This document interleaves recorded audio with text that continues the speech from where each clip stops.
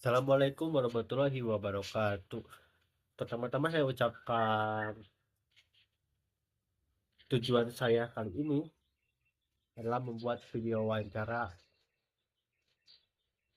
kepada orang tua saya sendiri. Kepada Pak Abdul, saya izin untuk membuat video wawancara ini yang target dari audiensnya adalah orang tua saya sendiri yang bertempatan di rumah saya. Orang tua saya sendiri kerja sebagai pedagang di pasar Cicalengka, yaitu berjualan sembako. Disitulah saya bakal mewawancarai orang tua saya sebagai target audiens yang nantinya akan menjadi bahan yang nantinya akan menjadi bahan untuk audiens saya. Dan pertanyaan yang saya lontarkan juga bervariasi dan banyak. Assalamualaikum warahmatullahi wabarakatuh. Boleh dengan ibu siapa? Perkenalkan diri terlebih dahulu. Nama lengkapnya siapa? Ibu Erni Susanti. Nah, di sini saya akan mewawancarai ibu saya sendiri, yaitu Ibu Erni Susanti. Kita mulai saja dari pertanyaan pertama. Penting berbisnis sembako jika diniatkan sebagai ibadah atau bentuk pengabdian kepada masyarakat. Sembako itu kan kebutuhan pokok hajat orang banyak.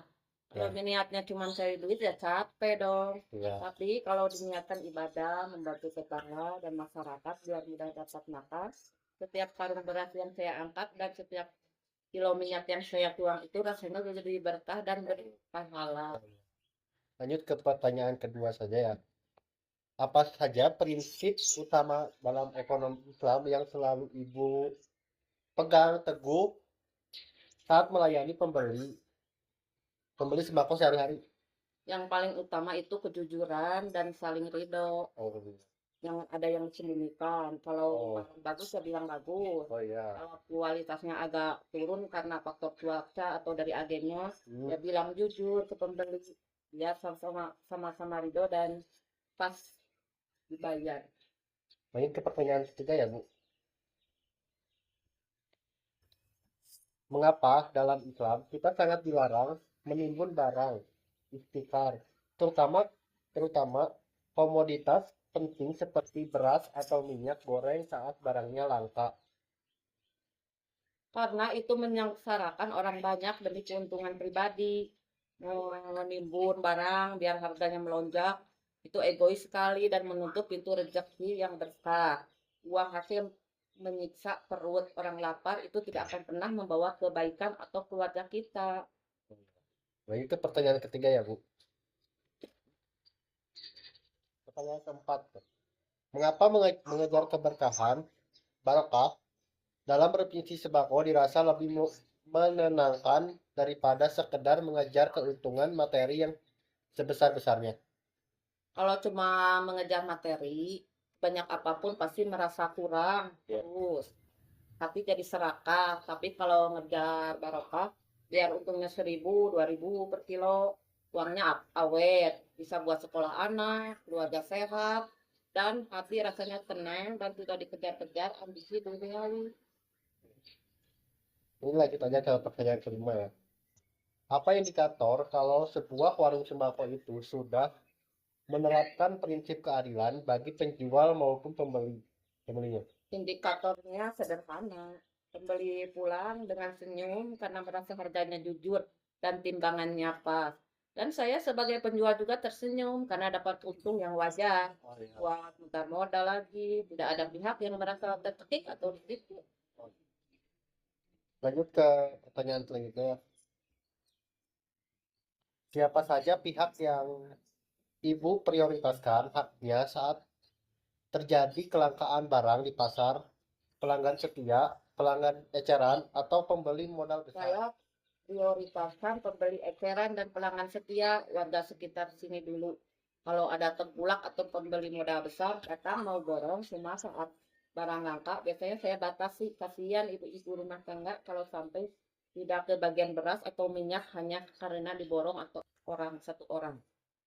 Oh, lanjut ke pertanyaan selanjutnya ya. Jika pembeli dari kalangan kurang mampu yang ingin berutang sembako untuk kebutuhan pokoknya, bagaimana sikap Ibu menurut anjuran ekonomi syariah? Islam kan mengajarkan kita untuk memberikan kelonggaran bagi yang kesulitan. Selama saya tahu mereka memang benar-benar butuh untuk makan dan orangnya jujur, saya perbolehkan catat di buku utang. Bahkan kadang kalau udah lama dan mereka memang tidak mampu bayar, saya ikhlaskan saja hitung-hitung Lanjut sedekah lagi sodako. bertanya ya Bu. Mungkin Ya, di pertanyaan yang lainnya ya, ya. itu kapan waktu yang tepat bagi seorang pedagang untuk menaikkan harga sembako dan kapan kenaikan harga itu mulai dianggap jolim atau memberatkan konsumen. Boleh naik kalau memang harga tebus modal dari distributornya sudah naik dari sananya. Itu wajar namanya mengikuti mekanisme pasar. Tapi menjadi jolim kalau barang modal lama.